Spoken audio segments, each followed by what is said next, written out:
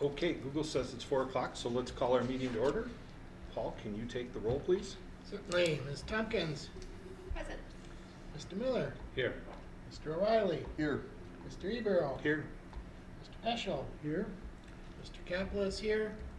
I think Gabrielle Falke will be joining us via Zoom, or at least that's the plan. But that number meant maybe she was already. Nope. Okay. Jessica, was our meeting appropriately noticed? Yes, it was sent out to various media outlets, posted here at the utility, at the library, city hall, as well as the city website. Thank you. Number 3 on the agenda, public comment period. At this time, the commission would recognize members of the public who've indicated a desire to address the commission. Do we have any members of the public today? Seeing none.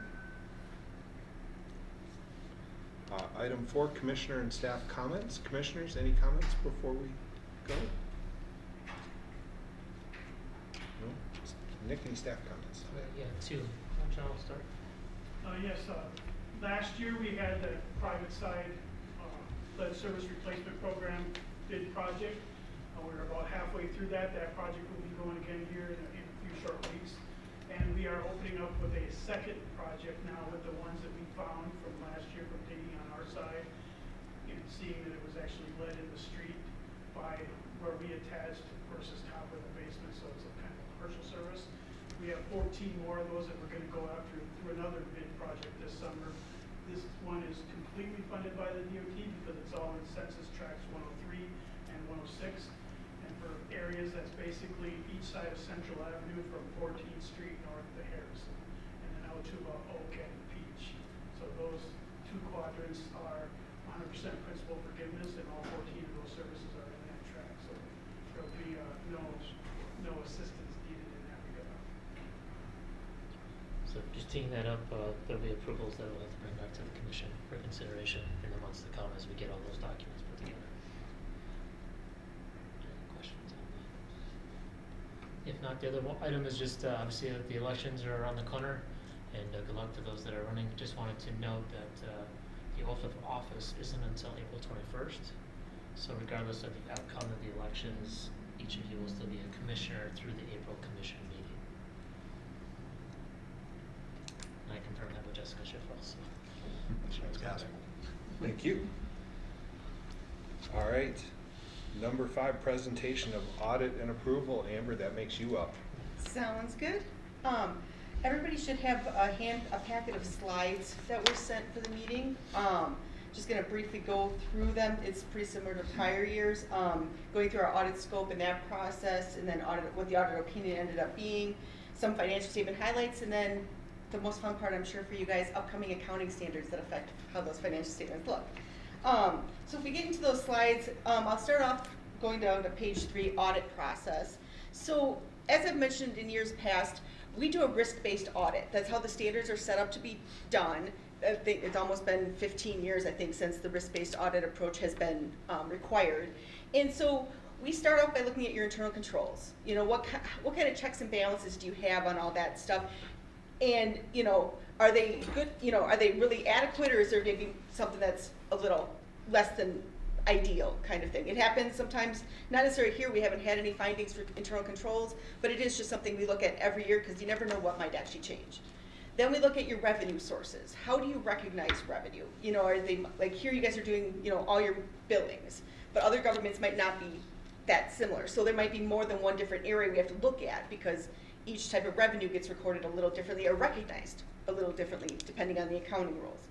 Then we look at your estimates. What amounts are, you know, are maybe a little bit more unknowns. So the biggest one that's most familiar is depreciation. You know, you think your water mains are going to last this many years, or the PSC thinks the water mains are going to last this many years, but sometimes in Wisconsin, you know, freezing and all the thawing and all that stuff, it doesn't always last that long. Or you might buy a bucket truck and you think it's going to last, you know, 5 to 7 years. Maybe you get 10 out of it. Maybe you only get the actual 5. So those are estimates, and so you depreciate and expense those over those estimates. So we look at that. There's also estimates in regards to your OPEB, your post-employment health insurance stuff, your Wisconsin retirement, and we look at all those, seeing what changed with that this year, or did nothing change with that this year. Then we look at your debt. Did you take out new debt? If you took out debt, what kind of debt did you take out? And are there new rate covenants because of that? Or are there new other requirements where you have to put cash aside because of that, more than what you had before? We look at all that, and then we also consider if there's new accounting rules for the year. And from there, we determine our risk-based approach, and then one year we might pick, 10 work orders to look at.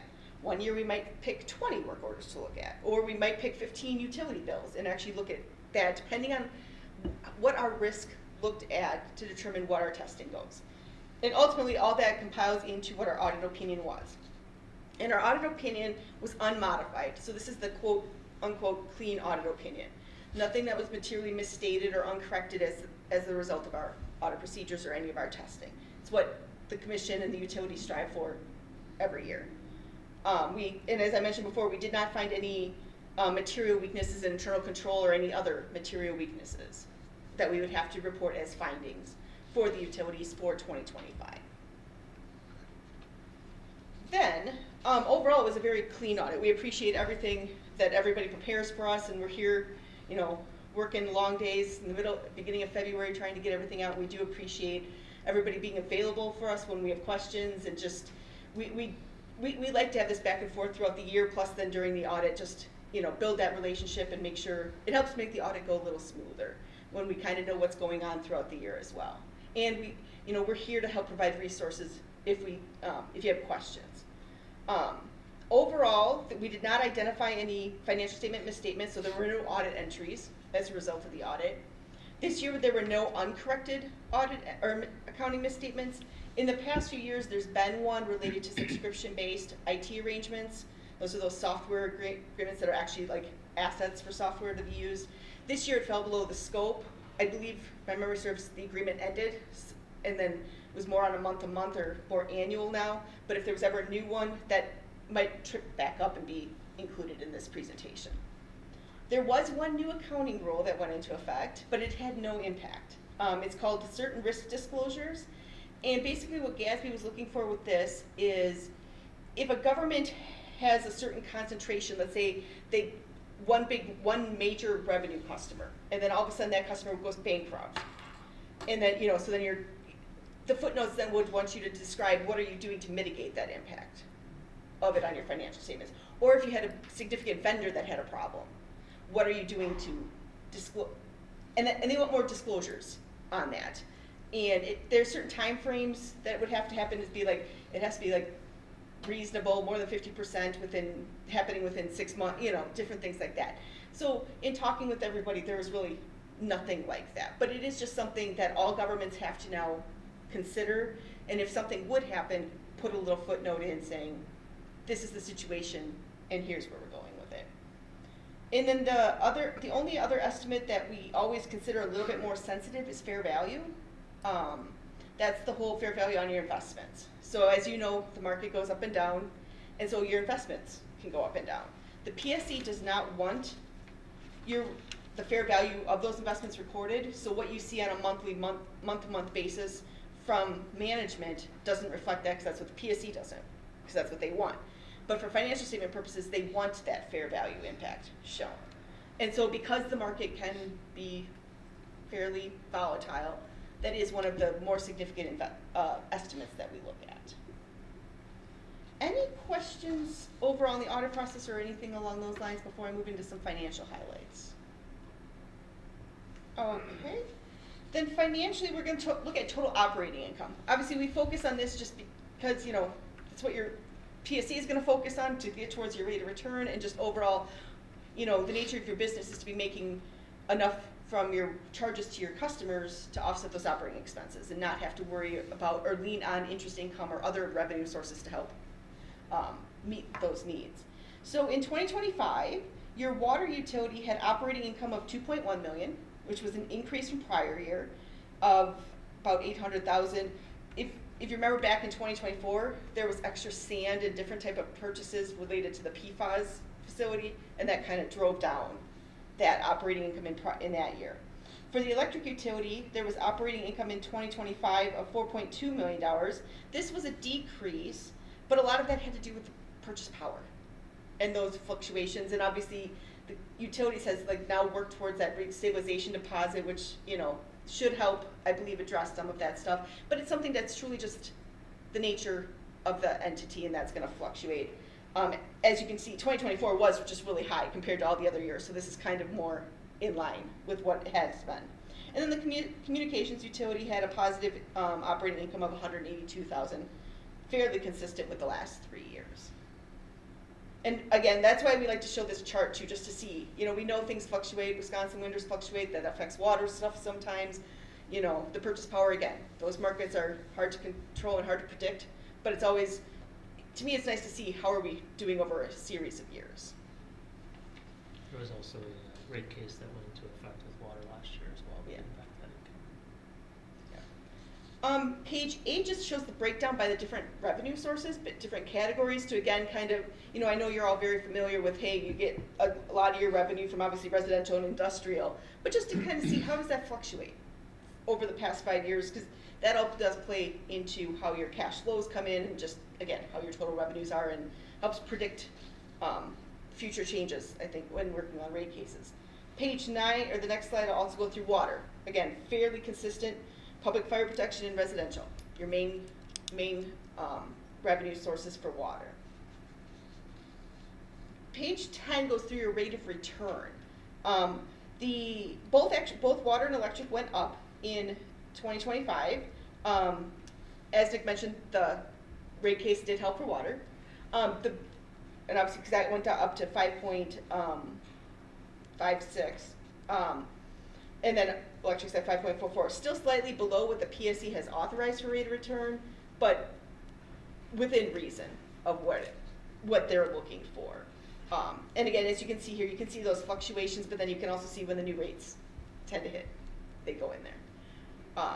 Overall, you know, to me, everything looks reasonable and feels that everything's, you know, on track with where you want to be with that. Any questions on financial information? Yep, or which one? Just curious, the electric revenue composition, when we do like capacity sales, which category is that in? I would have, let me do some digging because I don't have the breakdown in my head. I believe it's the resale section, I That's believe, the but, resale. 'cause I did notice that, Okay. but I can double check to the grouping report that I have. That's fine. And if you look at that slide on page 8, it shows like the breakdown by different composition. You'll notice in 2025, that green sliver at the top is considerably larger than it had been in years past, and that relates back to partially the capacity, but also the additional operation of that one. And it's a way for us to help reduce the, we obviously had higher expenses, but then that's a revenue piece as well. So 2 questions for 9, and maybe this isn't a question for you, but the water, that's the public, it's the public fire protection fee, which makes up a lot of the revenue for water. Is that coming from individual customers being billed? Is it our fire hydrants? Is this what the water? Fire hydrants, larger mains, operational components that the PSC has deemed related to the fire hydrants and provide fire service. And that's billed based on meter size.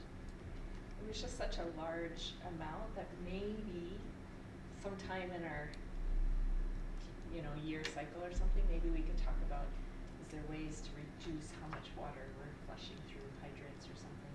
Just seemed to be such a big chunk of. It's really more based on the capital cost of the infrastructure, the O&M, some O&M, but it's not, the water piece is insignificant. Okay. And then my next question was, do you have an ROI, a return on investment, page 10 for the communications utility? I do not. I don't have a calculation for that. Do you, I think I asked for it last year, so I'm wondering, can we get it next year? I will make a note. Thank you.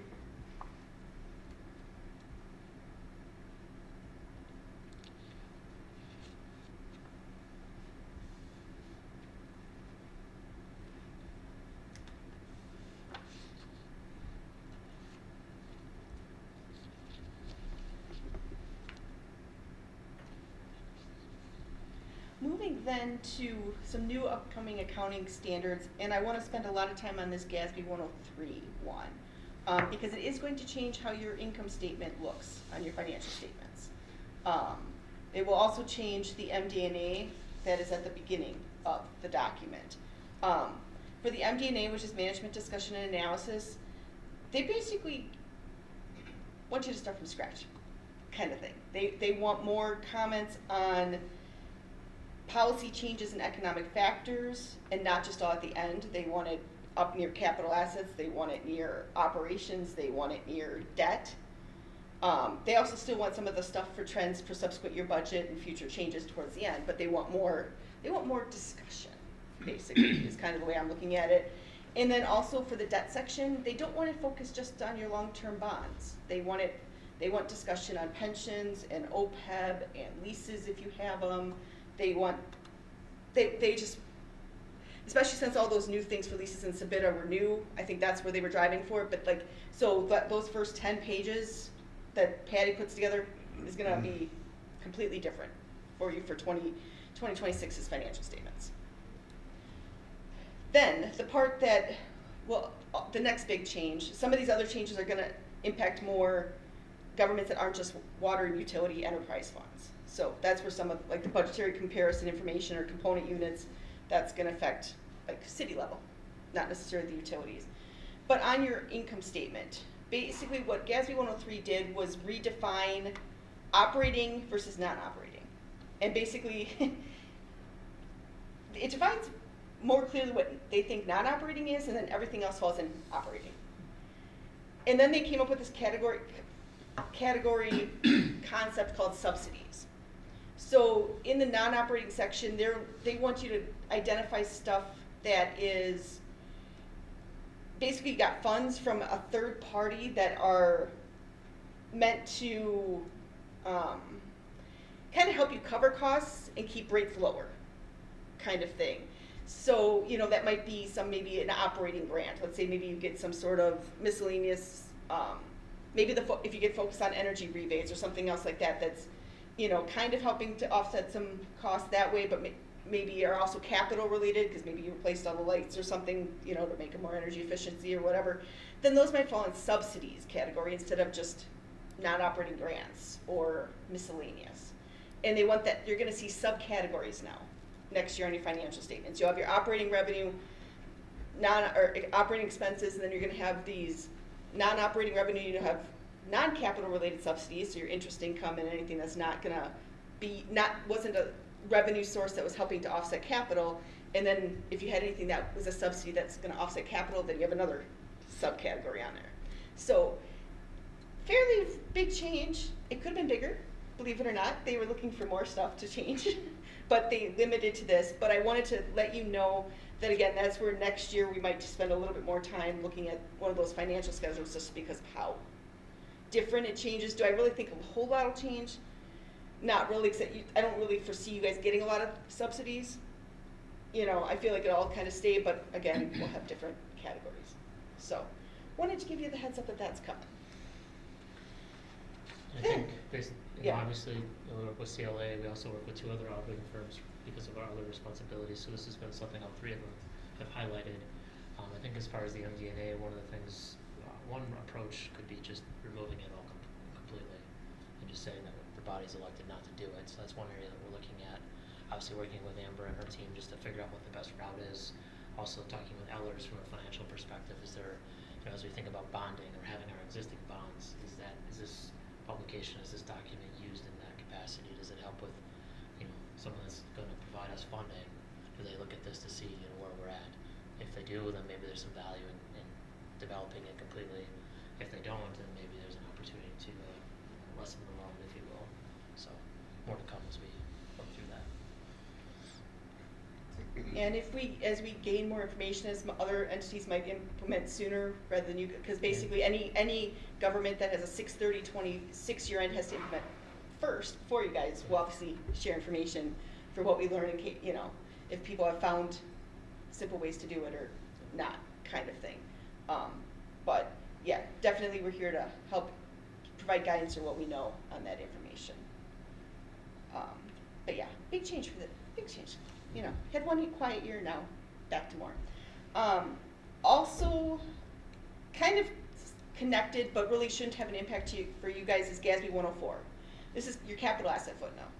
If you actually had leased assets, subscription-based IT assets that had to be picked up, that capital asset footnote, they want it broken out so you can see those categories on its own and have extra subtotals.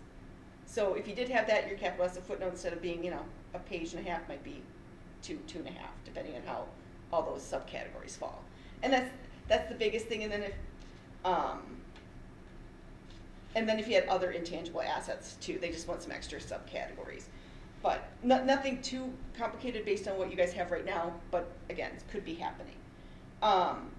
Then on the next page, GASB Implementation Guide 2025-01. This isn't really a new standard, but they issue these implementation guides where there's Q&A because basically after they issued these statements, they got different questions with people and they thought there was enough of them to compile send out this document. The biggest thing in here is they wanted to clarify that if you actually had a component unit, you had to force them to implement that 103 early, and you couldn't do it late, or they can't be off timing. Otherwise, I think the biggest thing is more when you have leases, so like your cell phone tower lease kind of thing, and you're getting revenue in, per GASB, a portion of that is principal payment, and then a portion of that is interest. Even though you're not really charging interest. The interest portion they say is now non-operating, but everything else is operating. That's what they were trying to clarify. So again, I just put that in here just again to know that there was another new change coming, but it shouldn't have too much of an impact. And then for 2028's financial statements, GASB 105 will be effective, and this is giving clarification on subsequent events. So every year as part of the audit, when we're in here in February and towards the end of March, we always ask, hey, have you guys issued new debt? Have you bought and sold significant property? Have you done something significant enough that you need to we have to put a footnote in that even though it applies to the next year, this is something that happened. And there hasn't been formal guidance related to that going forward. So that's what the standard's doing, is saying, okay, we're going to formalize, this is kind of the stuff you have to do. This is what you need to disclose for, and then I still am looking into, like, if it's non-recognized, what kind of disclosure do you really want? Because if it's non-recognized, what's the difference? But again, it's something that they're trying to get just more information and more standardization between governments and what they put out there. Usually we always look for, hey, if you did take out debt, we're putting that footnote in. But some, if it's not big enough, they don't put it in. So it's, just trying to get that consistency going. And those are all the big standards for the next few years. If you have, the next slide is just a reminder that if you want to get more information on anything, whether it's government related or anything else related accounting wise, because we do have services that do taxes, wealth advisory, payroll, cybersecurity, you can scan that link and you can get taken to our blog page and our article page, and you can sign up for information. And again, if you see something on there that's interesting and you want more information, you can reach out to me and I will connect you with somebody that knows. And with that, I'll open it up for any other questions. Questions? Go ahead. All right, so Paige, were these documents after your PowerPoint, were they documents that you and your company made, or were they what the utilities? Which one are you talking about? The annual financial report, board communications? So, like Marshfield Utilities Appendix A, and after that. Okay, so that's in the board communications. That's the document we prepared. You made it. Okay, perfect. So page 49. Well, it's page 50 on our computer. This is just a really, really simple question because I just don't know. It says dollars and thousands, and then it has like 121 or 121,804. I just didn't know if that was 121,000 or if that was just a part of the MD&A. Oh, Table 1. Okay. And then. Okay. Okay. Page 6 of the. Page 6. Okay. Yeah, I just didn't know if I was supposed to multiply that by 1,000 or. Yeah, it's basically 160, like the 164, 110 is 161,994,220. Okay. Okay, thank you. Just And then, on page, well, on my computer, it's page 62. It just says there was an investment to ACT. It was a $382,507 investment. I was just wondering if that was just to maintain our share in the ATC. I'm not sure what page that is.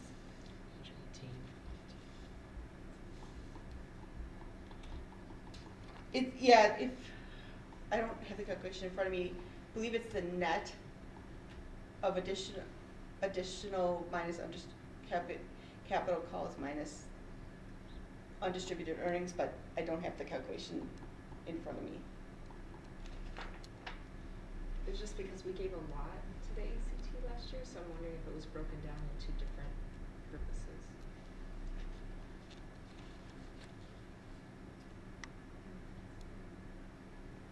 Maybe just the undistributed. Suppose that's just the undistributed. That's been distributed. I would also have to check, but I believe it's just the undistributed. Okay. And then on page 69,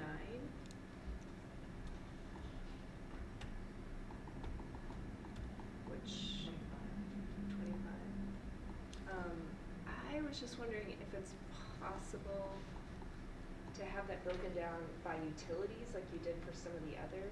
So we have cash investments, I have it at 37 million, but it's not broken down by utilities, and I think that might be helpful. It is on page 61. Basically, the $27.3 million is all electric. And then the majority of the restricted and cash investments is in electric. There is some in water of about $1 million, but page 61 of the financial statements, I don't know what page of the 105. packet. Perfect. Thank you. Those are my questions. Other questions? If not, does anybody want to make a motion to approve the audit? By Nick, second. By Nate. Any other discussion? All in favor? Aye.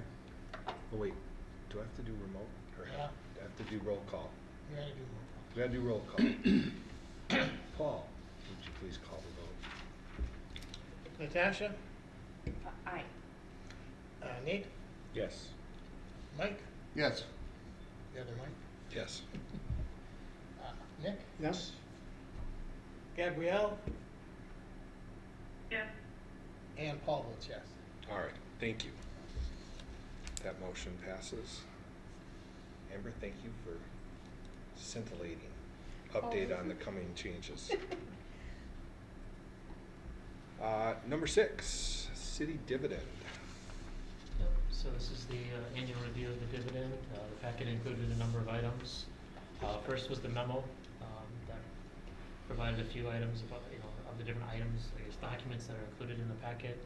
I just wanted to highlight again that in 2024 that 96% of the utilities in the state, of the 592 utilities in the state, didn't make any transfer of funds to the municipality. So Marshfield continues to be in a unique position in providing funds to the city compared to our peers across the state.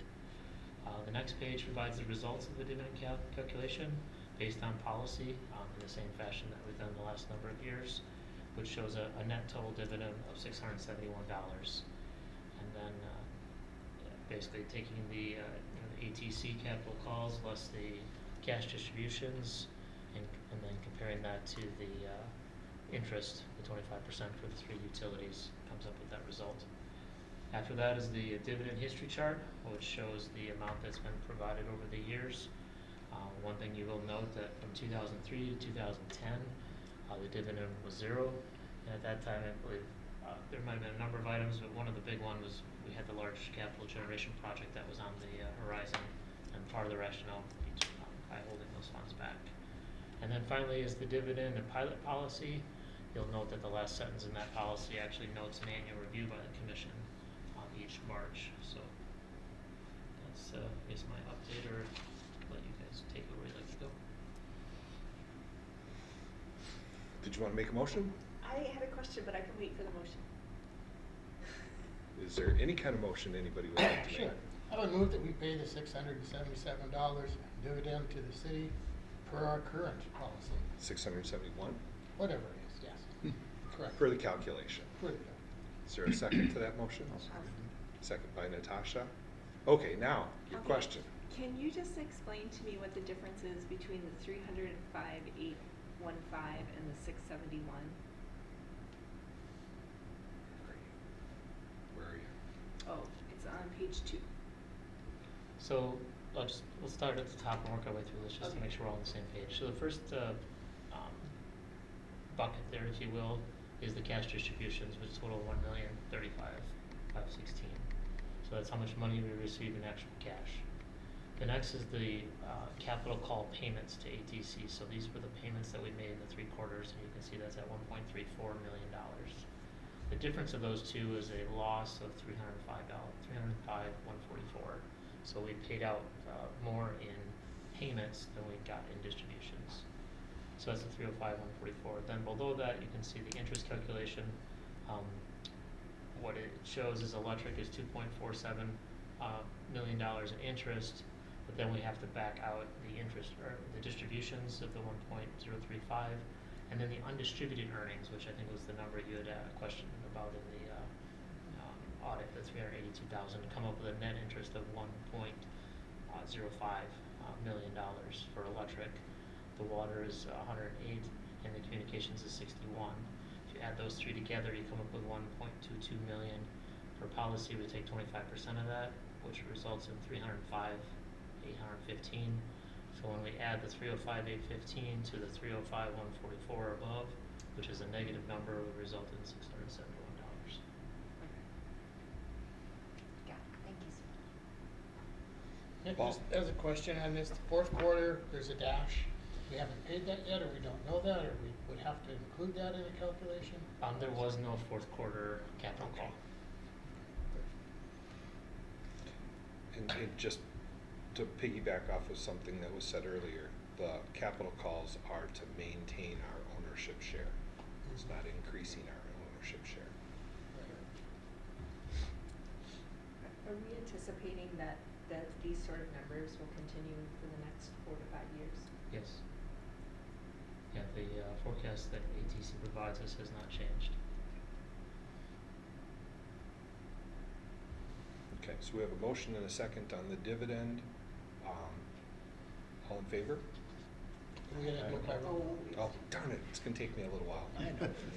Paul? Okay, Natasha, Aye. Nate, Yes. Mike, Yes. Mike, Yes. Nick, Yes. Paul is yes, and Gabrielle? Here. Okay, motion passes. And just before we move on, since Nick pointed out that we have something in here about reviewing the dividend policy annually, does anybody want to suggest any changes to the dividend policy at this time?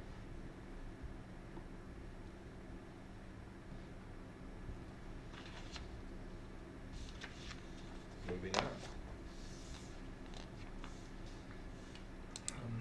May I ask, I guess obviously it's a substantial difference from last year, given how the calculation was. As we present this to the common council, is there anything that we should be thinking about or considering? I mean, obviously we teed this up last year, this was gonna be happening, now it's happening.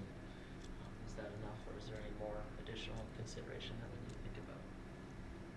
Yes. I feel like a lot of people don't understand that we own a portion of ATC and that when they make a capital call, we just have to say yes. So that might just be really, just to really make that basic, like this is gonna happen, they're building or whatever they're doing. It's the data centers. Yeah.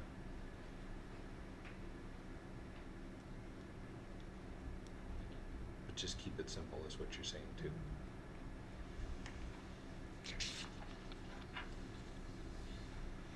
Good question, Nick. All right, moving on, number 7, EV charger rebate program update. So this is a annual update on the EV charger program. Both Patty and Tony helped provide the updates to the memo. As you can see, in 2025, we had 5 additional level 2 chargers requested, homes basically request and receive the rebate. The big thing really to note is, and it's obviously outlined in the memo, that the federal EV charger, federal vehicle tax credit sunsetted last year at the end of September. So this may have an impact as we look forward to the utilization of the rebate program. However, we don't think that there's a need to make any changes to the rebate program. It's something that we should continue to use and offer to our customers, but we wanted to point that out, and obviously it's up to the commission's discretion if you wanted to pivot and go in a different direction, but wanted to just bring it forward for your consideration. So if I understand that, no motion, no action, program continues to sunset. If somebody wanted to make a motion to do something different, this would be the place.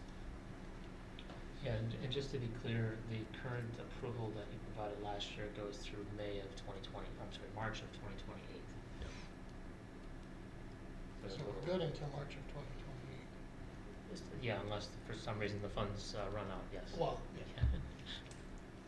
I think one of the reasons that you guys brought that here in the first place was because you said that it was important to know where those were located for transformer sizing purposes, and whether there's a rebate or not, that hasn't changed. So I don't see any reason to change the program. Can I ask a question? Yeah. I'm just wondering if someone buys an EV vehicle and they hear about this rebate, how do they apply for it and who do they contact? So we've connected with the dealerships here in town, the major ones, so they know how to connect with us. They can go to our website. There's links on the website with the application form and the process there. Those are the main two, and obviously they can contact the office as well, and they'll get routed to the right staff that handle the calls and help support the program. Any other questions or discussion? I should note, maybe more so for the camera, but if you do put a charger in, it needs to be by a certified electrician.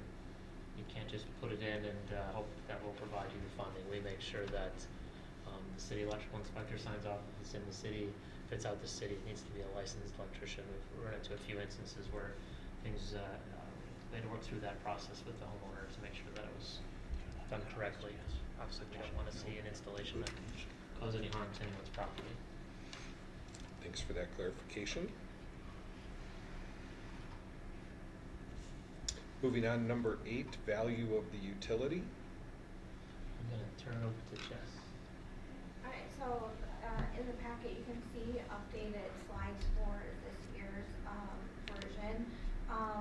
We're going a little different route this year with using AI, so the characters in the slides that you see are AI generated, and right now there's still pictures, but we'll be using AI further with those characters to create video for the presentation.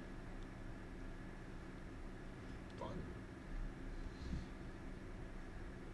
Everybody good with the content too? Yeah. Okay. And we think we might have figured out a way to make sure that the audio and video works with at the city potentially. So. Wow. Yes, Natasha. Can I just say that this is really a beautiful presentation, and I'm so thrilled that there's a female line worker. Did not go unnoticed.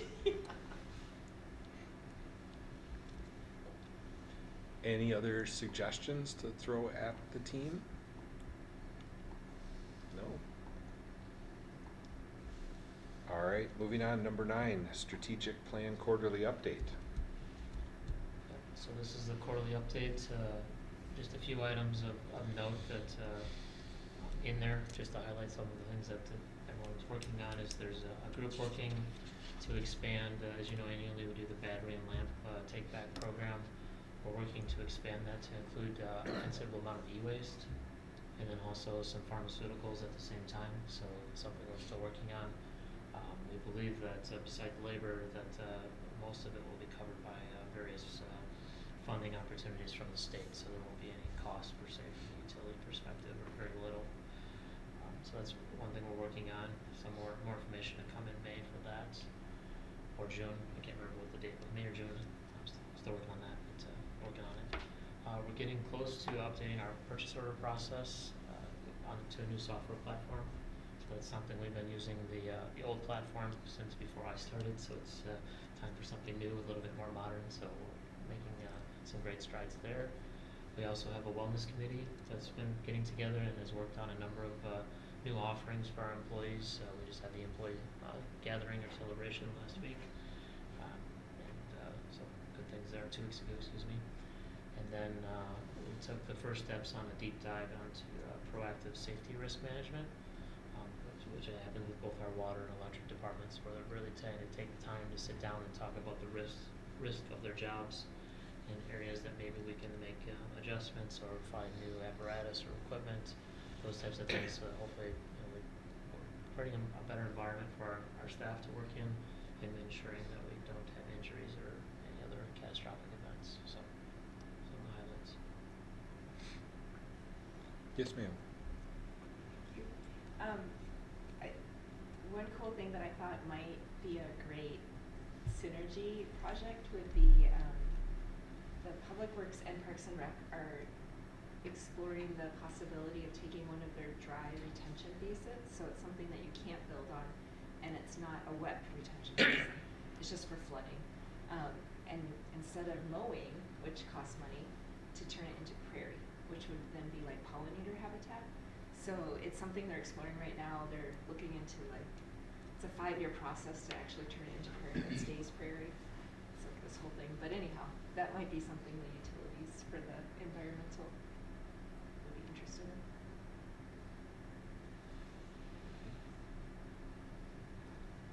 Other questions, thoughts?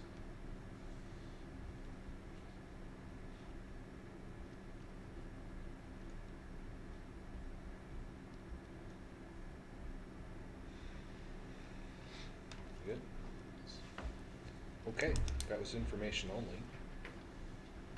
Appreciate the update. You got a glue update also, number 10. Yeah, alphabet soup like usual. Obviously, you can tell from the list there's many things going on. Instead of boring you with all the acronyms and going through it in detail, I just welcome any questions that you guys might have on any of the items that are listed.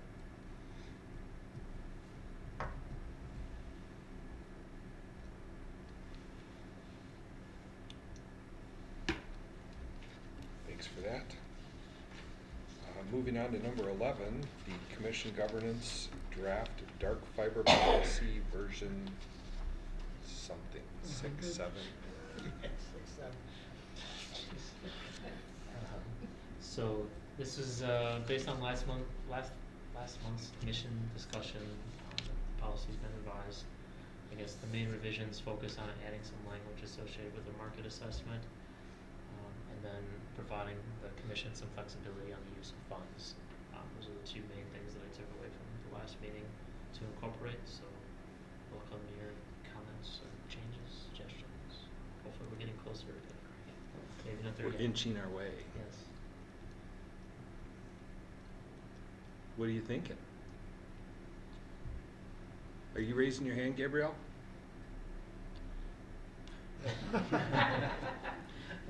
Paul? I like the 3.5 that transfers to other utility funds. I think that in a separate policy, we then need to address, do we want to have a commission designated fund, whatever we chose to call it last time, economic development fund or whatever, and then how to fund it. And that would come out of a separate policy, not necessarily out of the dark 5-year policy. So you're saying you, I like having that in there because it leaves it as an option. But I don't think we need to put in 10% or 20% or 100,000 or any of, that's a separate policy in my mind. you're talking about, this is 3.5? Yeah. 3.5. Okay. Thoughts? Yeah, I agree, just, the other way kind of almost forces you to come up with ways of spending, right? So I like that too, that just as needed, it's a source that could be used, so. I was gonna suggest maybe putting, for the economic development fund, then add also commissioners fund, but if that changes with name or changes with policy, maybe that's not needed. Just so it's in there, like, future commissioners would be like, oh, okay, that's what we can use this for. The cash reserve policy, the original version has the commission designated fund. The revision that you've looked at a few times removes that language and changes it to the economic development fund. Yeah. So you don't have both, you just have the economic. Is it the same fund? Yeah, just, the commission designated is a little, I think, based on the discussion, a little broad maybe, and that's what you looked at, more on economic development, to be a little bit more, focused, if you will. But obviously, we can, that policy is obviously on the table and something we have to bring back once we, so now that the audit's done and Patty and I have a few minutes to hopefully breathe, we can bring that for you guys to look at the dollars and look at how to allocate them. And then I think if you do make a change to the naming and so forth, we can obviously bring that back to this and update as needed. And then I was just wondering if for 3.3 and 3.4, if there would be any, like my question was how and when will this information be provided to commissioners? So is this like an annual thing that will be provided, where we are for those two metrics?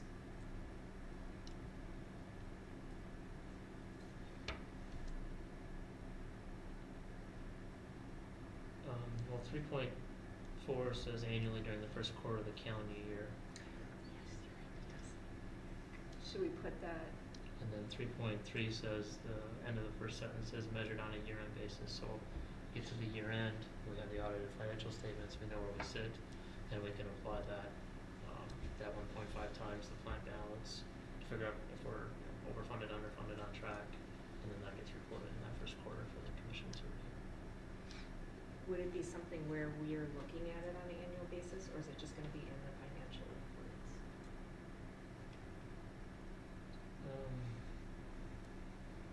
I think given that there's a higher level of detail in the policy, it's probably going to have to be a separate agenda item.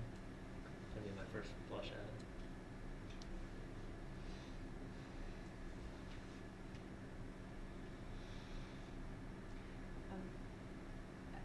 Also, Nick, how do you feel about the 3.1? Do you feel like that's doable? Is that feasible?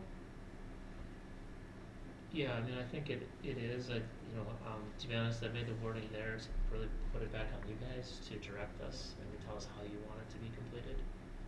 And that market assessment, I think, there would have to be. We'd have it on the agenda. You would say we want to go ahead with the market assessment, and I think my first question to you: what content do you want to have? And then I'll take that out to potential bidders to tell us how much it would cost to provide what you're looking for. You'll have to make that decision if you want to move forward with it or not. It's really a matter of, as we learned with that previous assessment, there's a lot of, it's not a fried box, right? The result is very soft and squishy. So you have to take that into consideration. Instead of market assessment, and to make it a little more squishy, the concept of maybe market informed guidance on rates instead of market assessment. But market informed, I mean, there are years you may go out and try to get comparative data. There are other years you may look at the customers that we do have, and if we're not seeing customers leave, that is market information in and of itself. So if we broaden it, the language just a little bit, maybe we release some of that box.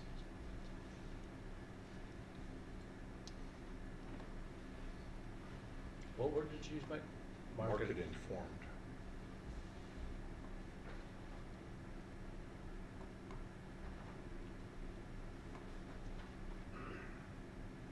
I'm kind of throwing it out as a concept more than a replacement word. Gotcha, yeah. Yeah.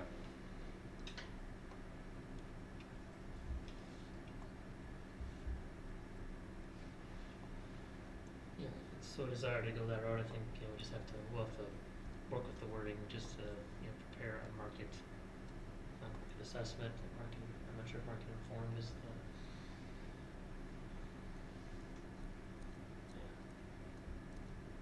And there's market signals that are just more than just comparative numbers. Paul? I think that 2/3 of the way down that top paragraph, it sort of reflects that because it says the assessment may include, but is not limited to, and then it lists a whole 5 or 6, 7 different things. And that kind of leads into what you were saying before. So to some degree, it's covered in there, I think, now.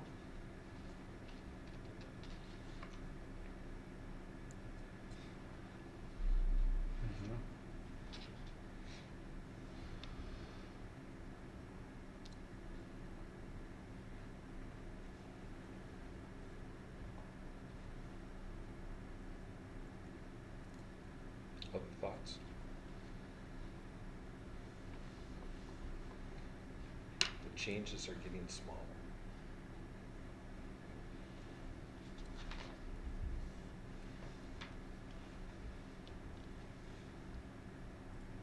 So just making sure I captured the informed, is that, I guess, Paul, are you saying that you feel it's already incorporated in there, or are you thinking that we want to soften the language from assessment to something more soft? I don't want to get, if that's the only change, I'm not going to get hung up on what we call it. Let's put it that way.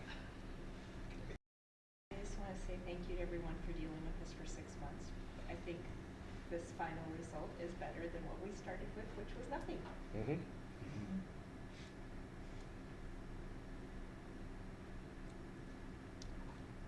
I don't know if that helped or not. I will take a look at the language and see. Do you agree as a commission that you're comfortable with me putting the onus on you to determine what that soft and squishy is each time? Yes. We're gonna have to until we're ready to Okay. nail it down. Yeah, so we can make some flexibility or some modifications here, I think, to incorporate that task, if you will, as part of that process. That the commission needs to drive what they're looking for. So I'm comfortable making a motion to approve with those changes so that you can just put that information in and follow the system. I'm okay bringing it back another month. It's not Okay. gonna hurt. One more month would be fine. We'll definitely, everyone, all the faces here will still be here, so that. That's true. Yeah, that's last good. one. But For sure. I would agree. Yeah. Yes, let's get it settled next month in case there's other Just people. in case. You have a goal. Yeah. Want to start all over? Nobody Yeah, wants not- to do not that. really. Okay, good work on that. Number 12, General Manager Contingency and Succession Draft. Yes, so, again, Because he brought back exactly what we asked for. Which I hope I'm speaking for more than just me, but this is a lot more than I expected. This is a lot more complex than I expected, and I'm concerned that if we get too complex, it's really not what we were after. I'm wondering if the policy could just have a simple statement that if the GM is unable to perform the duties of his office for any reason, we can appoint an interim GM and not have to dig down into, you going under anesthetic to get your teeth pulled, let's have that's not what we're after. well, I went through You did what we asked. multiple revisions with this, and had Melissa review it as well, and I think where we landed and what was being presented, I think the concern is that obviously we have a good working relationship between the commission and general manager currently, but obviously there could be circumstances where that's not the case, and I'd hate for, there to be language there that could, unintended consequence, I guess, of having language that's so soft that the commission could use that and create, go down a route that wasn't intended. If let's say you feel that I'm underperforming, I wouldn't want the commission to use this as a way to put an interim in place during that period of time. It really should be directed, you should go through the process of, let's say a PIP or some other means to address the underperformance, not use this as leverage or, that's my concern. I actually agree with that statement, and in my mind,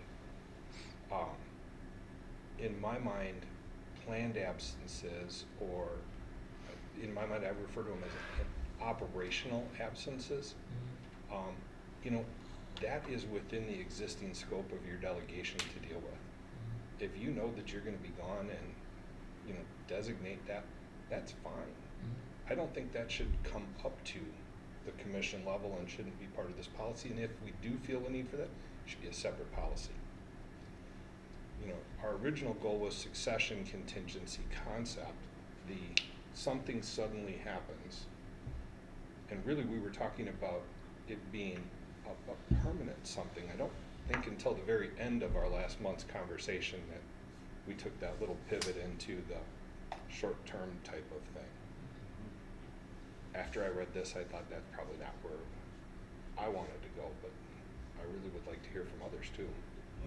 Nate? I'll just chime in that, yeah, it started to read like an HR document versus an insurance document. Versus a policy? Yeah. And so, yeah, it seemed, it's pretty broad. Versus it's not really meant to be HR of like the potential reasons for this. It's just if something in the position of general manager is vacant, that's when this happens. So, I agree.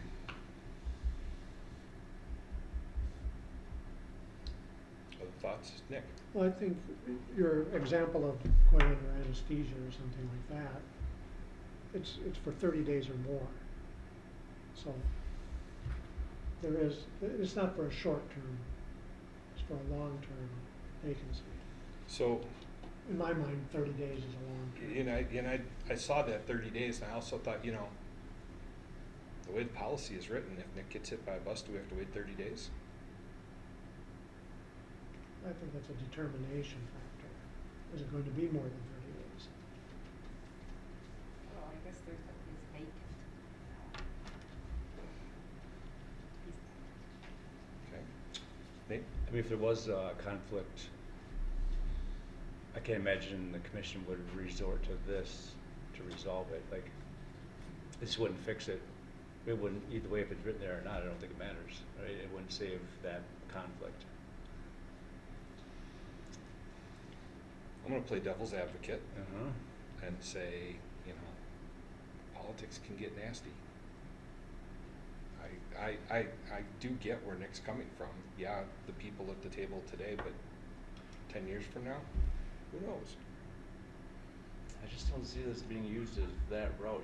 I think it would be really really mean. It could be done regardless, if that's what they wanted to do.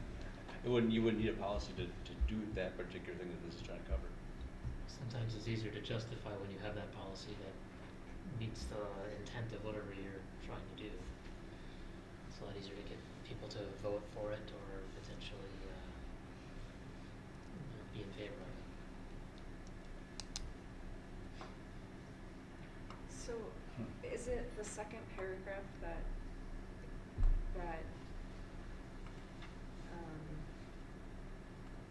so I'm seeing that Nick is saying he wants the second paragraph in there because it just makes sure that you're not getting this nefarious kicking them out, but then you're also saying that the second paragraph sounds more like an HR document. So it's the second paragraph that we're all kind of stuck on, right? Because the other paragraphs look good. Could we just more define the purpose of it better so that none of that bottom part is needed? It's an interesting approach. Might help that you can only use it in this circumstance, right?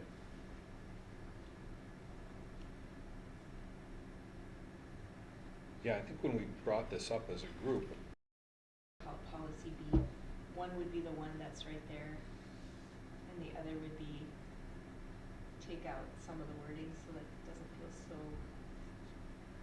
wordy, and then people can maybe choose.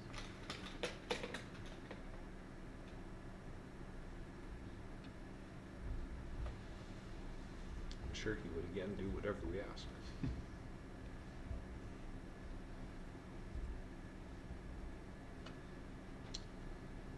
Nate? Does it need to be stated that the commission establishes the compensation, or is that a given as part of? I think we clarified that last time, that it would not necessarily be whatever his position is currently, because you likely will have somebody just stepping in for a period of time. It's not the same. We also wanted to make sure that we, if we like had someone in a position already and they took on extra duties, that we could be very clear about the fact that that was a temporary increase in pay.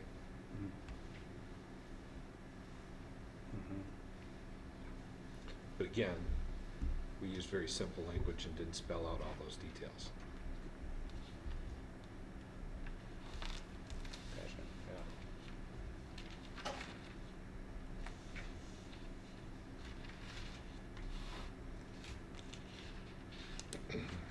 Okay, so to use your words, we're gonna wear this for a month and then, Yeah, in other words, if Ms. Tompkins mentioned, I can frame up a secondary, option that's maybe a little simpler, maybe less wordy and less, insurance speak, as you said. I think we all clearly see the issue, the concern that comes up on both sides. We're just trying to find that middle point.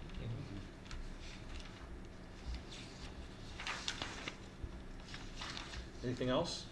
Or we'll move on. Number 13, future PFAS funding. Yes, so, I guess I'll run through it, is that all right? So when PFAS was first detected in Southside wells in 2022, we worked with SEH to complete an engineering study to evaluate treatment options. The quickest way at that time to restore service was to install a temporary PFAS system, which is what we did. And then that was also done in hopes of letting the regulations kind of work themselves out to be a little bit stronger or more set. The study, if you remember, also determined that the best long-term solution would be adding a permanent PFAS facility at that location. So last year we applied for safe drinking water loan through the Wisconsin Department of DNR to support the project. This is the same source that we originally received funding for from the temporary PFAS. It had a 5-year window, so now we're at the last window, if you will. We applied for $8 million in the application. Now, based on the current scope, the engineering firm is feeling that somewhere that cost is going to come in somewhere between $5 and $7 million to address the PFAS contamination. If we score well, as would have done last year, we could see up to $3.5 million of principal forgiveness on those funds through the it's called Emerging Contaminants Program. In order to remain eligible for the funding, and I guess we'll find out based on last year in May what the results of that funding opportunity is. If we score well and receive up to the 3.5, we would have to have basically a buildable set of plans ready by June 30th of this year, so the process can move forward. In order to develop those plans, SEH has provided a proposal of approximately $570,000 to complete that work. If you think about it, if you can go back to the city and how they did the wastewater updates that they're working on now, there was a plan put in place and it recognized that we need to make these improvements. Then they make the application and you find out if you get funding or you don't, and you have to choose if you're going to take state funding or you have to go through more traditional bonding. So that's why this timeline is in front of us, is that we have to basically be ready if indeed we do score well, because that's where most projects are. They're at a point where they don't have options like we do here currently. So that's the whole shovel ready, so we can have the design. You might ask yourself about the temporary PFAS system. How long could that remain in service? It's working very well, and John and I have no reservations around it being around for a considerable amount of time. However, it was designed as a temporary installation, so it wasn't necessarily optimized from it's a semi-trailer, so it wasn't optimized necessarily for a permanent facility. It does have some drawbacks as far as its layout and efficiency. It also lacks a lead lag type system, which allows you basically to have one part of the system in operation while you're replacing the media in the other one, and then vice versa. Right now, when we have to replace the media, we'll have to shut the south side down for that period of time to remove the media and put it back in. Again, that was just some of the limitations of the ability to fit it inside the semi-trailer. The DNR does what's called the sanitary survey and comes around, and unfortunately that's one of the things that they could come around and say that while it met the regulations or requirements at the time, new regulations and requirements are in place, so they could come back and say we need to replace it the next time we replace it, we need to meet the new standards, or they may try to force the hand. So that's a risk that's out there, just something to be mindful of. At the state level, there's 2 bills right now that are going through the Assembly. They're working on the Senate next, and it's thought that they will pass because there was bipartisan support, and the governor's office was also a part of that.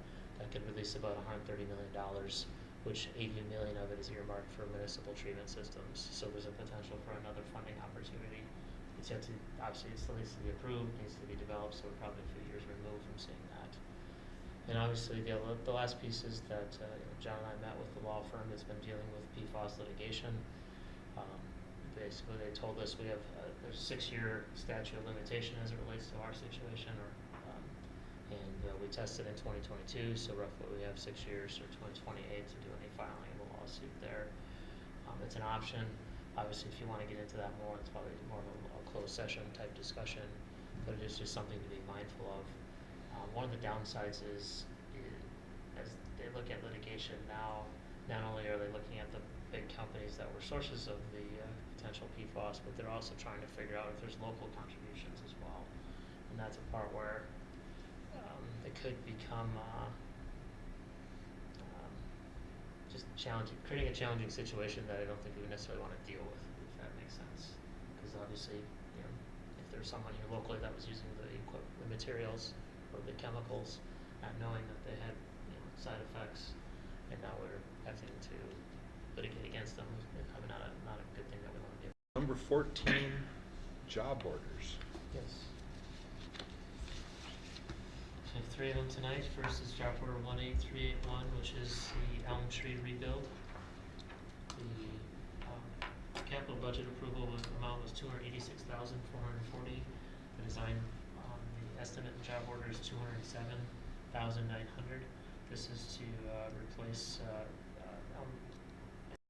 secondary transformers and services to eliminate aging and accessibility issues with the existing overhead. The job order amount is $113,645. This was a project that was actually in the 25 budget. We had hoped to actually get it executed last year, but didn't happen, so it didn't meet the carryover list. However, the fact that we're under budget with Elm Tree and the plane project that's next, along with a little bit of the excess that we have in our capital budget process, will cover that cost as well. And then finally, job order 18386, which is a plane rebuild. This is rebuilding single-phase line down a plane to eliminate some copper weld, again, old aging poles and wire.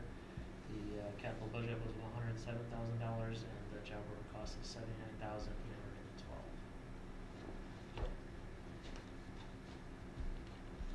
Is there a motion to approve the job orders? So moved. By Nate, second. By Nick. Any Okay. discussion? Now you can call. Now I can call. Okay. Natasha? Aye. Nate? Yes. Mike? Yes. Mike? Yes. Nick? Yes. Paul? Yes. Gabrielle? Yeah. Motion carries. Thank you. Bills and payroll. Bills have been reviewed and certified good for payment. Is there a motion to approve the bills and payroll? Move to approve. By Nick, second by, Gabrielle, we gotta get Gabrielle on Yes. board. Yeah. Second by Gabrielle, thank you. Any questions on the bills and payroll? Seeing none? Natasha? Aye. Nate? Yes. Mike? Yes. Mike? Yes. Nick? Aye. Paul? Yes. Gabrielle? Yeah. Motion carries. Thank you. Previous meeting minutes from the meeting of February 9th, 2026. Is there a motion to approve? I'll move to approve. By Natasha, second. By Mike. Any proposed changes? If not, I'm at it. Natasha? Aye. Nate? Yes. Mike? Yes. Mike? yes. Nick? Yes. Paul? Yes. Gabrielle? Yeah. Motion carries. Okay. Financial reports. Included this month are the February cash reports, and then we have December and January financials. Very good. Any questions? Nate? Quick basic question, page 6 of the income statement recap for your utilities through December year to date. What's the calculation for the net profit margin at 37.7? Is it the 5 million divided by the 14 million?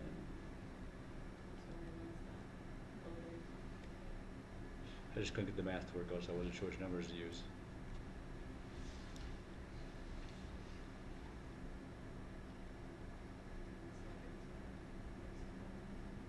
Were you slightly higher?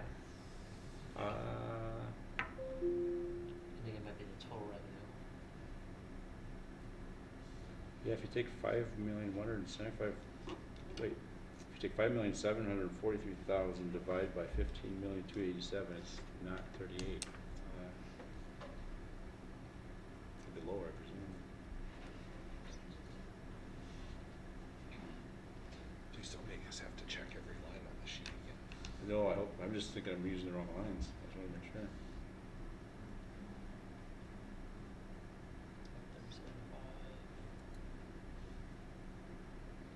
That is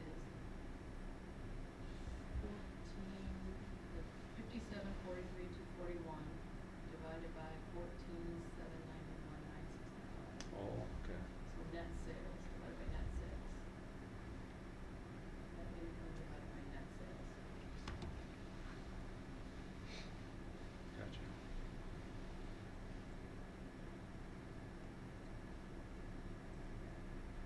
So no other revenue. I gotcha, okay. Good? Yep. Good. Other questions? Seeing none, that was information only. Number 18, approval to go into closed session per Wisconsin State Statute 19.851C, 1E, deliberating or negotiating the purchasing of public properties, the investing of public funds, or conducting other specified public business whenever competitive or bargaining reasons require a closed session for the purpose of discussing M1 capacity agreement. Is there a motion to go into closed session? So moved. By Nate, Second. second by Mike. Paul? Oh, yeah.